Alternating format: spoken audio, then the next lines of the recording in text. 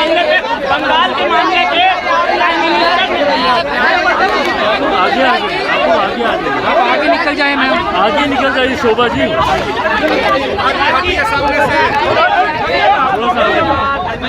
चिराग जी, बंगाल के मामले पे राष्ट्रपति ने भी चिंता जताई है।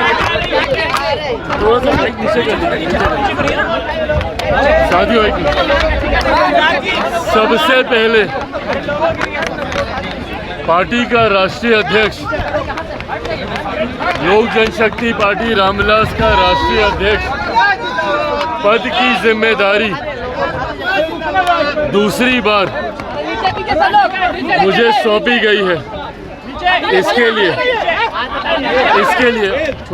इसके लिए मैं पार्टी के तमाम साथियों का, तमाम कार्यकर्ताओं का धन्यवाद करता हूं और ये विश्वास दिलाता हूं कि अगले 5 सालों में पार्टी को नई ऊंचाइयों तक लेकर जाने की जिम्मेदारी को पूरी ईमानदारी से और पूरी मेहनत से निभाने का काम करूंगा। ये पार्टी मेरे नेता, मेरे पिता आदरणीय रामविलास पासवान जी के विचारों पर चलने वाली पार्टी है, उनके सिद्धांतों पर चलने वाली पार्टी है। इस पार्टी के राष्ट्रीय अध्यक्ष की पुनः मुझे जिम्मेदारी मिलना मेरे लिए जहां एक तरफ ये हर्ष और गर्व की बात है, तो वहीं ये एक बड़ी जिम्मेदारी भी है और इस जिम्मेदारी को अगले 5 सालों में पूरी ईमानदारी और मेहनत से निभाते हुए पार्टी को नई ऊंचाइयों तक लेकर जाऊंगा। बंगाल की घटना है, राष्ट्रपति मुर्मू ने भी चिंता जताई है, कहा है कि बेटों के साथ ऐसा नहीं। नहीं, बिल्कुल ये चिंता का विषय है।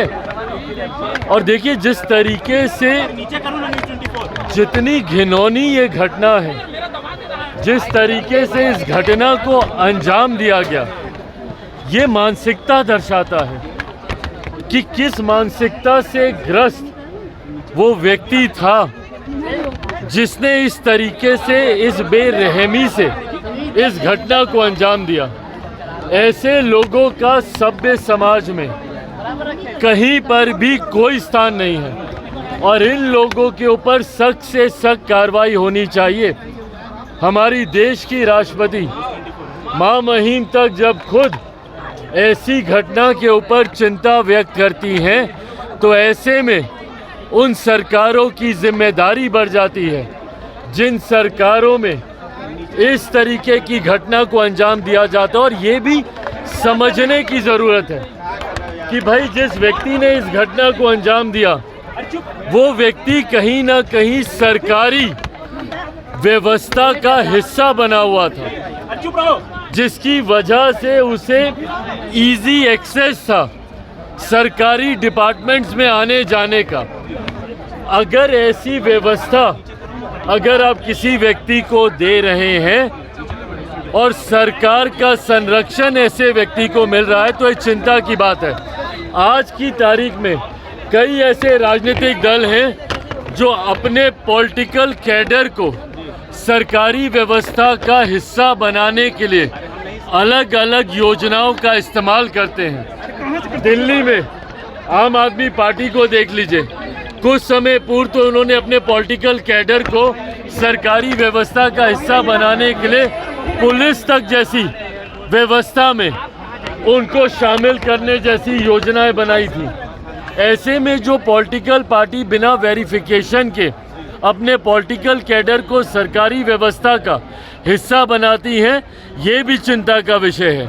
ऐसे में जिस घटना को अंजाम बंगाल में दिया गया, वो भी कहीं ना कहीं पॉलिटिकल कैडर एक सरकारी व्यवस्था का हिस्सा बनने की सोच के साथ ही वो आगे आ रहा था, जो पूरी तरीके से आने वाले दिनों में बहुत ज़्यादा नुकसानदायक हो सकता है। तो पॉलिटिकल पार्टियों को ये भी सोचना चाहिए कि भाई, जब आप उनको सरकारी व्यवस्था का आप हिस्सा बना रहे हैं, तो क्या उससे पहले उनका पूरा वेरिफिकेशन किया गया है, और अगर नहीं किया गया तभी ऐसी घटनाओं को अंजाम दिया जाता है।